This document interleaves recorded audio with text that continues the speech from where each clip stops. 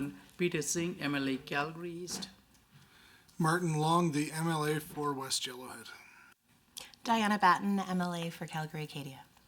Luann Metz, MLA for Calgary Varsity. Bonnie Govindarajan, Parliamentary Council. Abdulaziz Bergi, Research Officer. Good morning, everyone. Nancy Robert, Clerk of Journals and Committees. Good morning, Jody Rempel, Committee Clerk. And I have a note here from Andrew Boychenko that he is having to dial in. And so, Andrew, you're not linked up to the call yet, is he? Can you see him? No, he's not. So, so how do I need to do this then? Please log in. Yeah, I can forward him the information again. Okay. So I'm just sending him a text message. Okay, so he's got the message, and if you wouldn't mind just sending that to him, that would be great. All right, so just for the record, I'd like to note the following substitution. Mr. McDougall is substituting for Mr. Lundy, so thank you so much. And a few housekeeping items before we turn to the business at hand. Please note that the microphones are operated by Hansard, so members do not need to turn them on or off. Committee proceedings are being live streamed on the internet and broadcast on Alberta Assembly TV. Please set your cell phones and other devices to silent for the duration of the meeting. Before proceeding further, as this is the first meeting of this committee for the 31st Legislature, I'd like to discuss remote participation in committee. As many of you know, Section 6 of the Legislative Assembly Act permits participation in a committee by means of telephone or other communication facilities that permit all members participating in the meeting to hear each other, if all members of the committee consent. Our committee meeting rooms are equipped to facilitate meeting participation by telephone and video conference. If this is something we want to permit, then this committee may wish to pass a motion which needs to be passed unanimously to approve remote participation by members for the duration of the legislature. I would note such a motion would not preclude the committee from determining that in-person attendance at specific meetings is required. In those cases, a motion would be considered at the end of a particular meeting requesting the attendance in person of members at a subsequent meeting. If some members are participating remotely for today, I'll just mention, they are unable to vote on this motion. Once the motion passes, they will be able to participate fully in the meeting. So would a member like to move that the Standing Committee on Families and Committees consent for the purpose of Section 6 of the Legislative Assembly Act to remote participation by any member in the committee's meetings held at the designated committee meeting rooms in the Queen Elizabeth II building during the 31st Legislature, unless the committee carries a motion in advance of a meeting that remote participation of members is not permitted at that meeting. Okay, passed by Member Petrovic. So all those in favor? Okay, I think we have unanimous consent. All right, so So it's carried. it's carried, unanimously. yes. Excellent. So, Okay, so you can then have we them steer. introduce themselves. Okay, so now that we have passed that motion, do we have Andrew logged into the He's call still yet? not joined, but we Okay. have two others. Oh, yes. I just want to note that both Nicole Goring, who's stuck in traffic and had meant to be here, will connect, and Lizette Tejada will connect remotely, just so you're aware. Okay. All right, so I'm just going to briefly look to the staff. Staff, would you be able to get Andrew Borchenko connected to the call? I just spoke to his LC. Okay. She'll be joining any second. That's great, perfect. Okay, so members participating remotely should ensure that they are prepared to speak or vote when called upon. And video conference participants are encouraged to have their cameras on, if possible, when speaking. So if you're driving, Nicole, please don't turn your camera on. We don't want you to have a car accident. We'd like you to get here safely. So members participating remotely may now introduce themselves. So I'll look to Nicole first. Good morning. Nicole Goring, Deputy Chair, MLA for Edmonton Castle Downs. Fantastic. And Lizette. Good morning, everyone. Lizette Tejada, MLA for Calgary Klein, joining remotely. Welcome, ladies. And when we get Andrew on, we'll take a moment and allow him to introduce himself as well. So with that settled, I'd like to draw everyone's attention to the draft meeting agenda. Would anyone like to propose any amendments at all? Okay, Madam Chair, if I could. please. I would like to be able to discuss future planning for the meeting and that it be polled for all members when it comes to setting the next meeting. Missed one word, so could you please repeat that?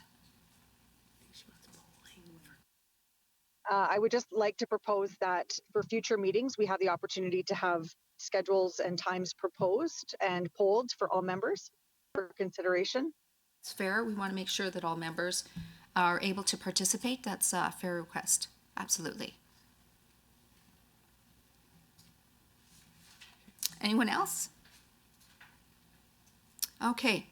Would member move a motion to approve the agenda? Moved by Peter Singh.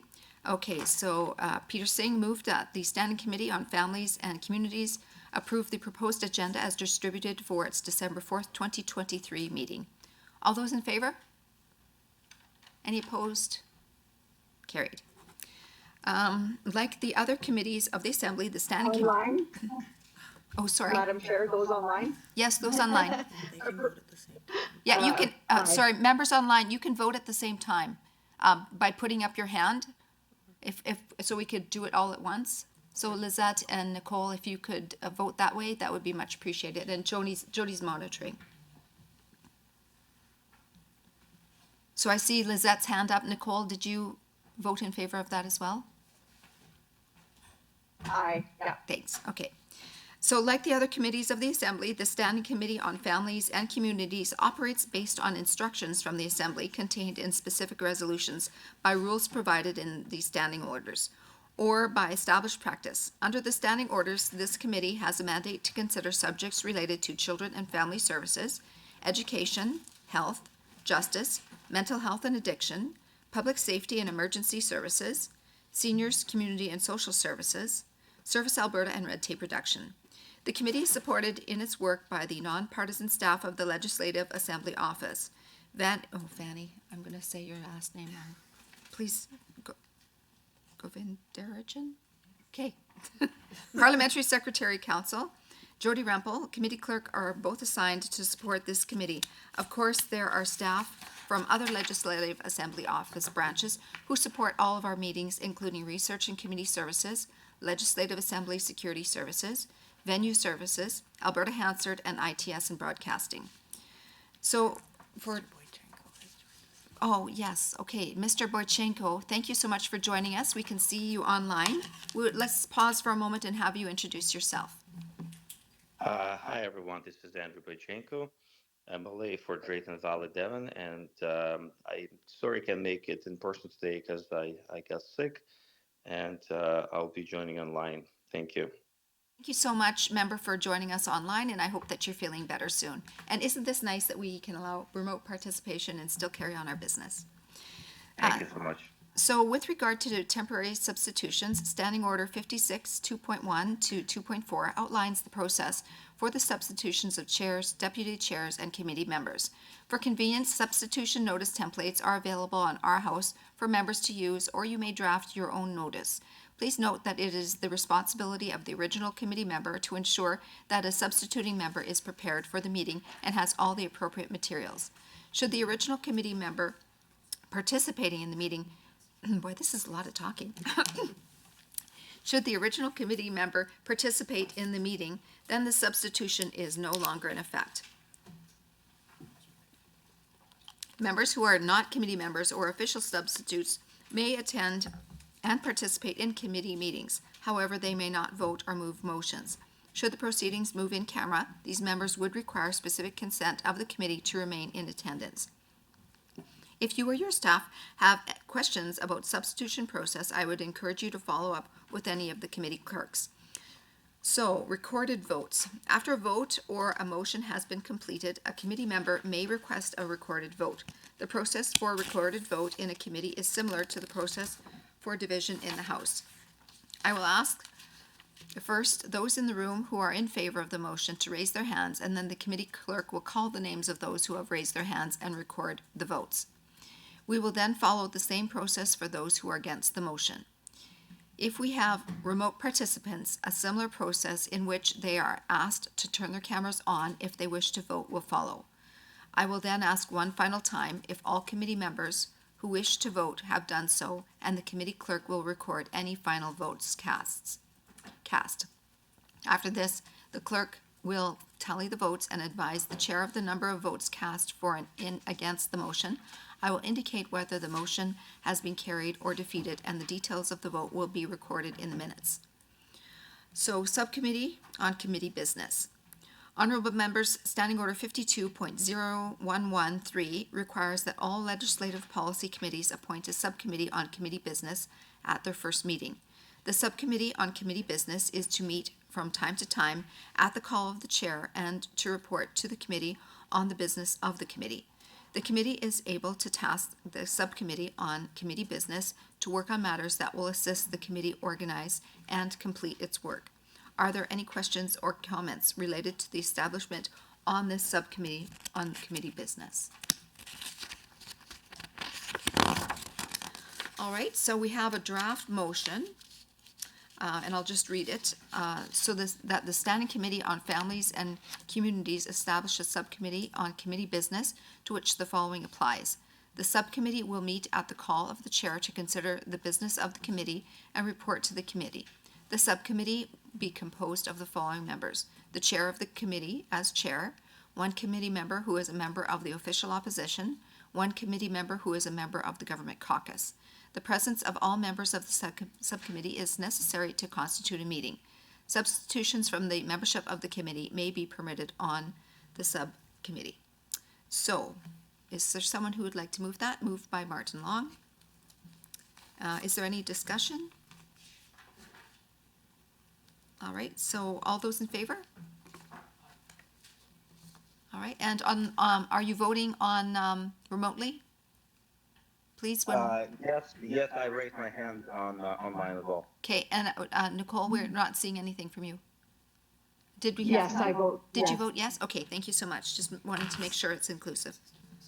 So that's also been passed with unanimous consent. Thank you, everyone.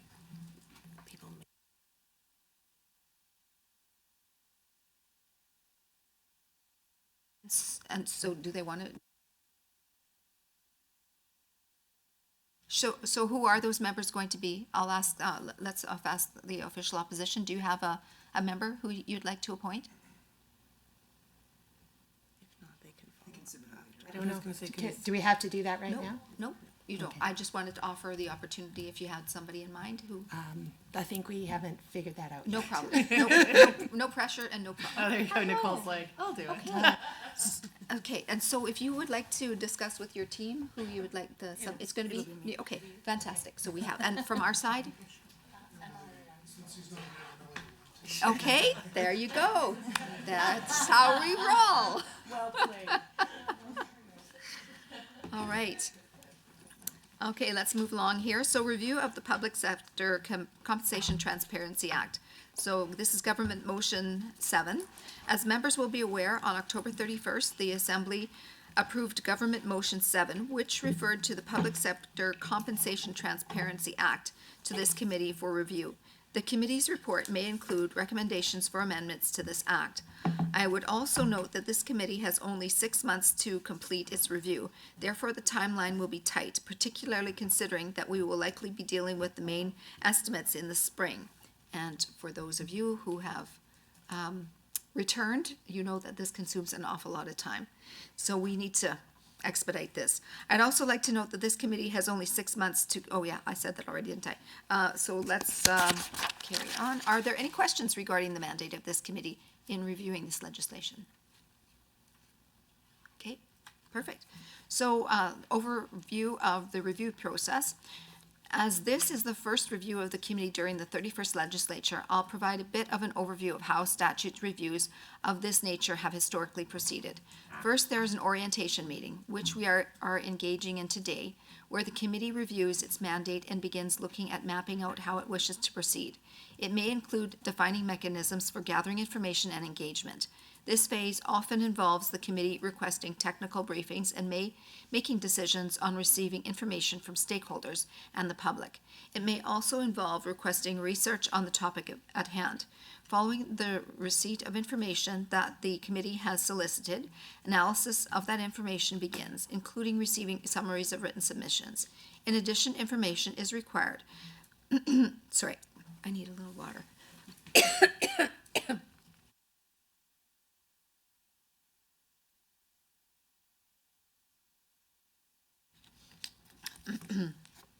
did I get to?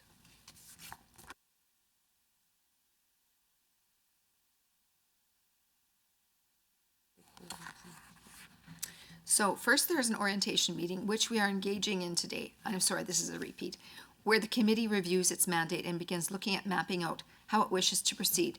It may include defining mechanisms for gathering information and engagement. This phase often involves the committee requesting technical briefings and making decisions on receiving information from stakeholders and the public. It may also involve requesting research on the topic at hand.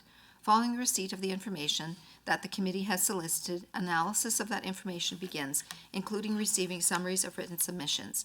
In addition, information is required. The committee may request it and also ask for summaries of the additional information received. Once it has completed this stage, the committee moves to deliberations and the making of recommendations that will be reported to the Assembly. Do the committee members have any questions or comments?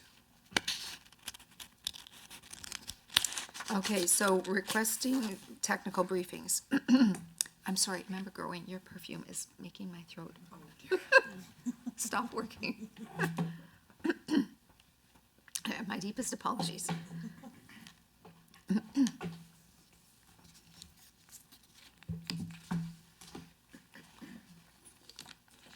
that far enough? Or do you want me to?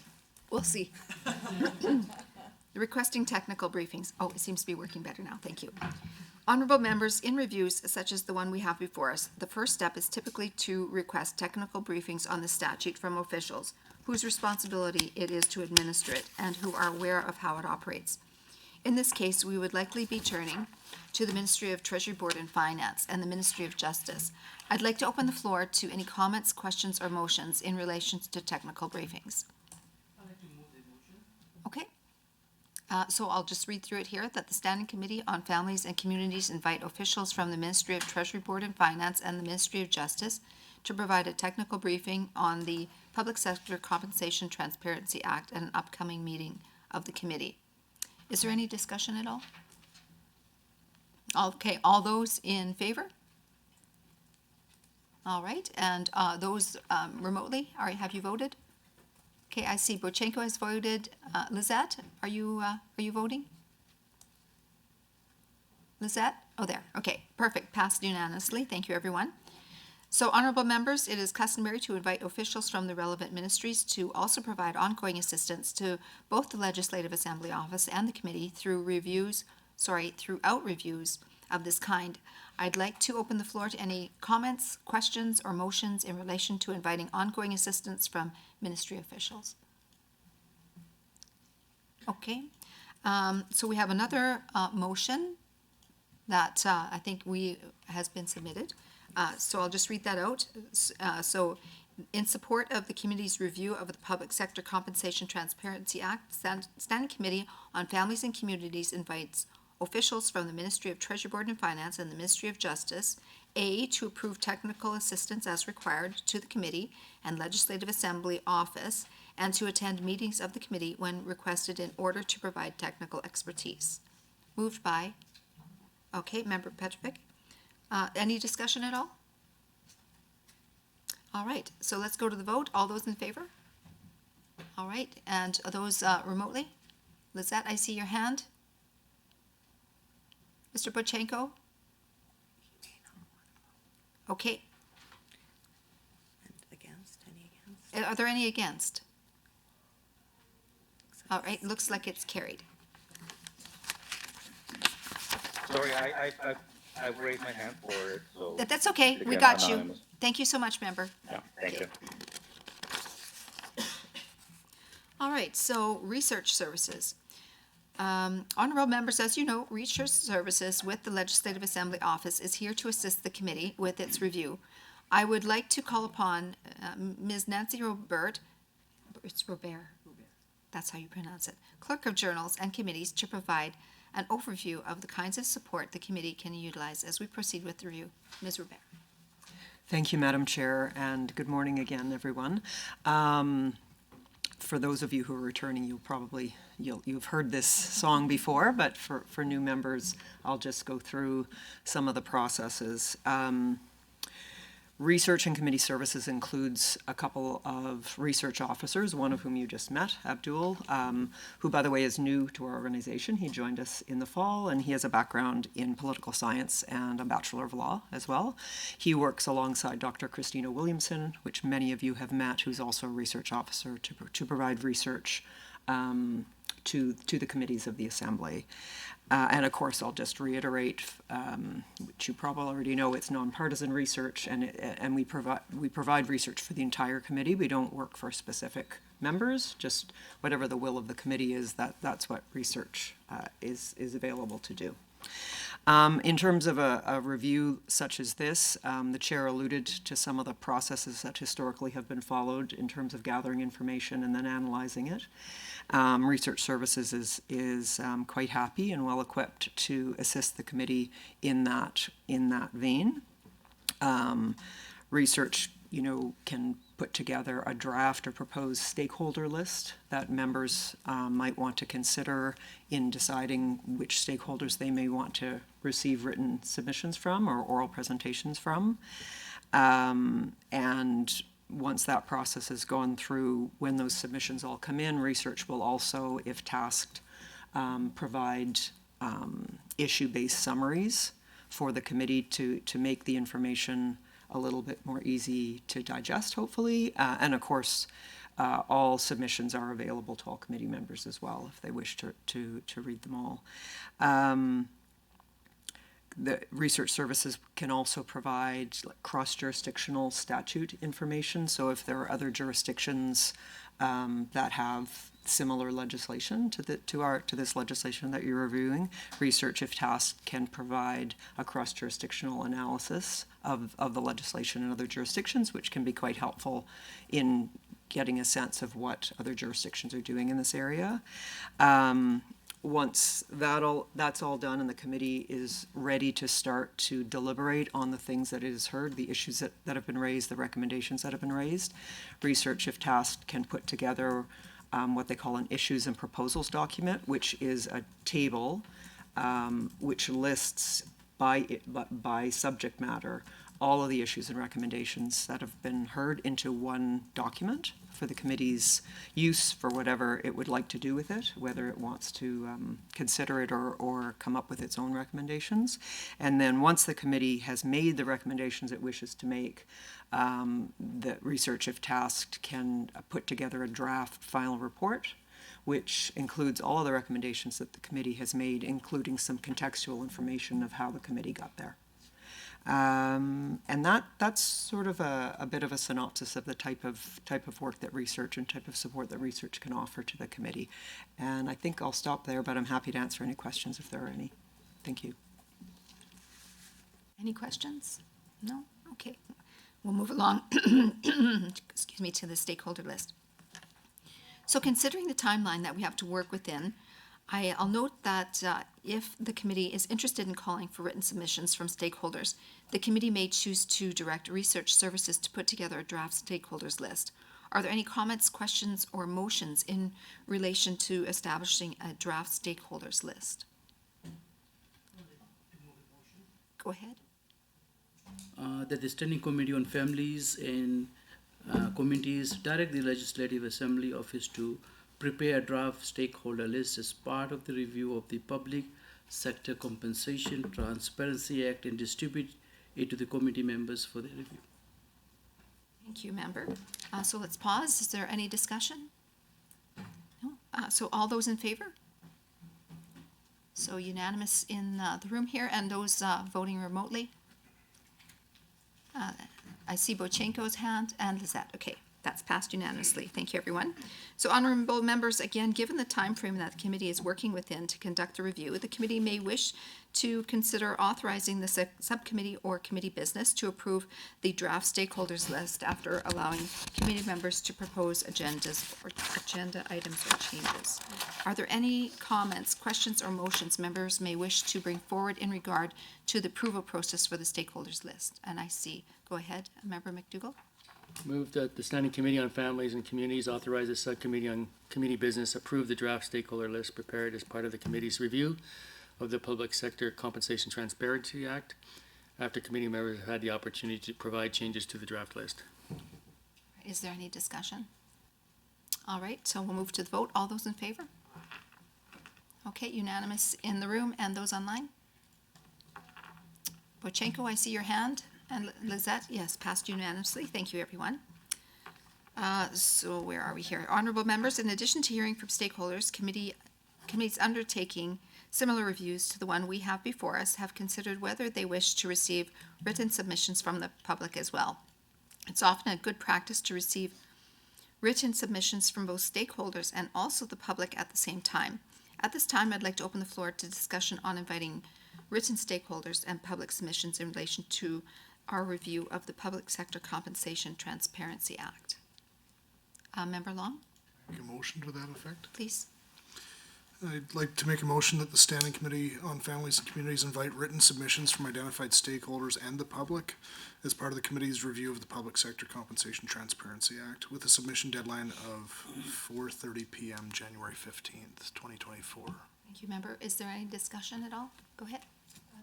Chair, I would like to request an amendment to the date, if that is acceptable. I would like to suggest amending the date to January 31st, 2024, in order to ensure that Albertans have adequate time to weigh in. Given the approaching holidays and the importance of the legislation to public transparency, I understand that amendments can be moved without being pre-submitted if it's the will of the committee. I therefore request the committee be asked to consider this amendment. And so this amendment was not on the floor, so we'll need to look to the committee to vote on this. So I guess you've moved that, you've made that motion. That we consider it. I believe we vote that we will discuss it, correct? Okay, and so I guess we're going to discussion then. If that's the. Singh? I would like to support the amendment here, since I think we'll give more time for the committee to review and have all the things in order. So go ahead, Ms. Roberge. Thank you, Madam Chair. Just for the benefit of new members, just so that everybody understands the processes that get followed, the chair invoked the notice requirement for motions and amendments, like substantive motions and amendments. And in this case, the amendment, as the member has indicated, was not put on notice. And so before even considering the motion, the committee needs to decide if it's willing to consider the motion, if it's willing to allow it to be moved absent of notice. And so that's the first decision point. If the committee decides that, yes, it's willing to hear the motion, then the member can move the amendment, and then it can be considered as normal. Does that make sense? So Just to be clear then, to accept this without, it's a point of, if anybody objects, then it's and we have to have more discussion, or if everybody accepts it, we just do it, right? It's a majority decision. Okay. So. sure, please. I would say that I would accept her bringing forward this amendment. I think it is a reasonable amendment to going forward, especially with when we're looking at the timeline in session in this possible week. So I would accept this amendment as well.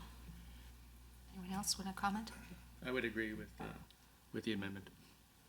Perfect. So yeah, we'll just go to vote then. All those. Is there room for more discussion? Sure.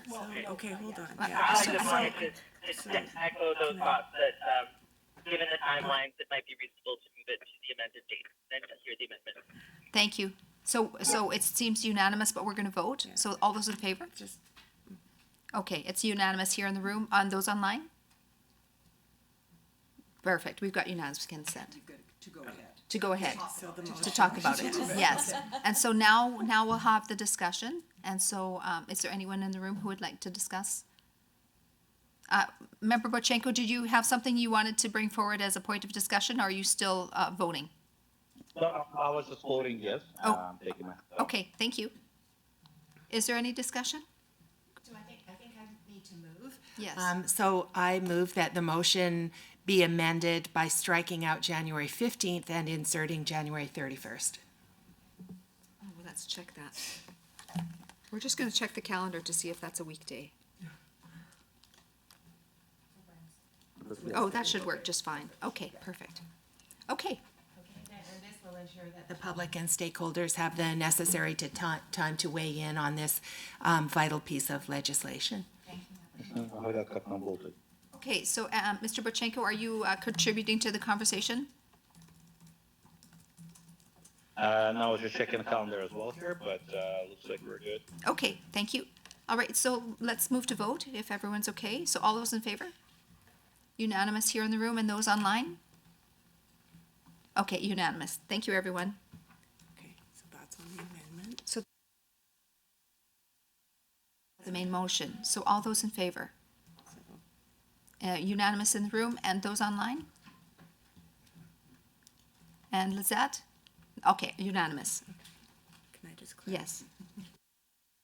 Madam Chair, if I could just clarify for the record, that the committee has voted to invite written submissions from identified stakeholders and the public as part of the committee's review of the Public Sector Compensation Transparency Act, with a submission deadline of 4:30 p.m. on January 31st, 2024. Wonderful, thank you.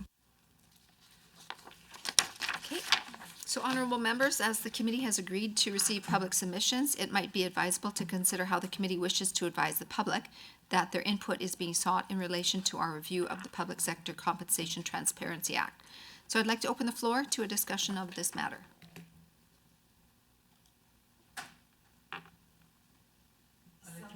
Oh, sorry, Mr. Singh? I'd like to move the motion as part of the committee's review for Public Sector Compensation Transparency Act. The Standing Committee on Families and Communities direct the Legislative Office to prepare for the consideration of the subcommittee on committee businesses a draft no-cost communications plan and release news release to invite public submissions and authorize the subcommittee on committee business to approve the plan. All right, so we have a motion on the floor. Is there any discussion at all? I would ask that we consider an amendment to the, a small amendment to the motion, to insert the word "and low cost" immediately following a draft no cost. This would not mean the committee needed to accept a low cost, but that that information would be provided to us. So we have to vote on whether we can accept this motion or not first. So let's, remember? I won't be able to support that amendment, yeah. Okay. Is it on the floor? Let's first of all vote to see if we're gonna have that on the floor. So all those in favor to have this on? Okay, it's not. Okay. So now what do I do? Okay, all those opposed?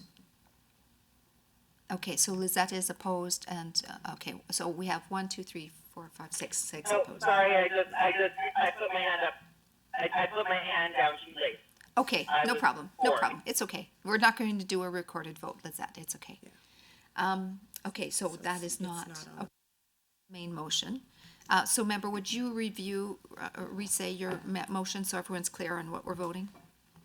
I would like to move as part of the committee's review for Public Sector Compensation Transparency Act, the Standing Committee on Families and Communities direct the Legislative Office to prepare for the consideration of Subcommittee on Committee Business a draft no-cost communications plan and news release to invite public submissions and authorize the Subcommittee on Committee Businesses to approve the plan. So all those in favor? Oh, sure, we'll have discussion. Is there anybody who wants discussion? Go ahead, member. I'm just going back to the proposed amendment. Not having cost options does allow for targeting, and so I'm curious if we could discuss the possibility of what the difference is in no cost and low cost, if someone could explain the differences in those two options before we approve this motion as is. Thank you, Madam Chair. I'm not a communications expert, but having been around for a little while, I suspect the difference would be if it's no cost, the advertising would occur on our social media channels, on our website, places that exist without additional cost for putting those ads on, whereas low cost would be other forms. I don't know if it's newspapers, radio, other places where you place ads that you pay for, but that's... Oh, that's not the question though, so, yeah. So does that answer your question? Thank you. And so I'm curious if there is harm in just asking for what the low cost options could be so that we could really thoroughly look at what the advertising opportunities are for this committee, considering that not everybody has social media, that others, Albertans traditionally apply to newspapers and other forms of communication. I'm just curious why we would want to stop just looking at what the low-cost opportunities could be for this committee. We're not saying we have to move on that, but just being able to see what the options are, I think would be beneficial to the committee. And so we'll go to Member Petrovic. Thank you, Madam Chair. So I'm not sure why we're still discussing the motion, the amended motion that was brought forward and turned down by the committee. From research, this was how it was done last time, and it only affects a limited group of people at no cost. So I would support the motion as presented, currently sitting on the table. Okay. Anybody else? My understanding is that there are low-cost options that are as low as $1,000. It's not a lot of money if it reaches out there, but... Okay, so any other discussion? Go ahead, member. I guess one of my issues is, what is low cost? How do you define low cost? What, is low, that could be the eye of the beholder. And so I would have preferred something like this come forward beforehand so that there can be some discussion and perhaps definition of what kind of communication and what kind of cost is low cost. So as of now, I would vote against. That's why I would like to stay with the motion as is. Okay, so we do have a motion on the floor. Is there any other discussion? I'll just ask one more time before we move forward. Go ahead, member. I guess I also want to speak to my concern that we are not reaching all Albertans, right? That is our job. And so by not providing the low cost, understanding that folks, like just again, reiterating what's been said, but there are lots of people out there who don't, they don't follow social media. That's not their main source of information. And so we are actively excluding Albertans by not considering low cost. Anybody else? No? Okay, so we'll move to the vote on the motion, which is on the floor. All those in favor? So we have 4 in the room. Those online? Okay, Bochenko in favor? Okay, and all those opposed? Okay, none. Okay, anybody online which wishes to oppose? Okay, all right, so that's been passed. All right, so with regard to cross-jurisdictional comparison, it is also common in reviews of this nature to task the Legislative Assembly Office with providing a cross-jurisdictional comparison document outlining how other jurisdictions in Canada deal with similar statutes. Does anyone have any thoughts on this? Member Petrovic? I'd like to make a motion in support of the committee's review of the Public Sector Compensation Transparency Act. The Standing Committee on Family and Communities direct the Legislative Assembly Office to prepare a cross-jurisdictional analysis of all Canadian jurisdictions with public sector compensation transparency legislation. Thank you very much, member. Any discussion at all? All right, let's go to a vote. All those in favor? And those online? Those online wish to vote, so Bochenko, both, all you passed unanimously. Thank you, everyone. Honorable members, are there any other matters in the committee that you'd like to consider in relation to gathering research as part of our review of the Public Sector Compensation Transparency Act? Okay, let's move on to other business. Are there any other items for discussion under other business? Go ahead, member.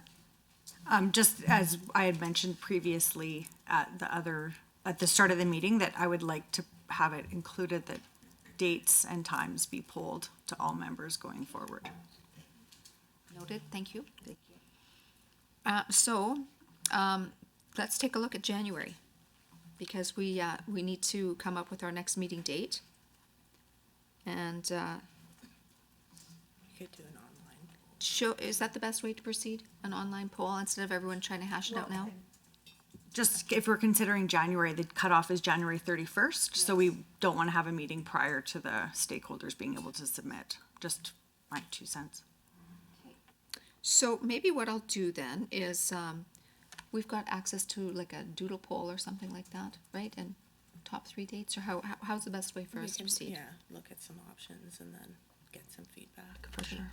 Okay, so of course we want to be inclusive. We want to make sure that everyone's, maybe going to take some downtime, some family time, and maybe vacation. So I'd like to be as inclusive as possible.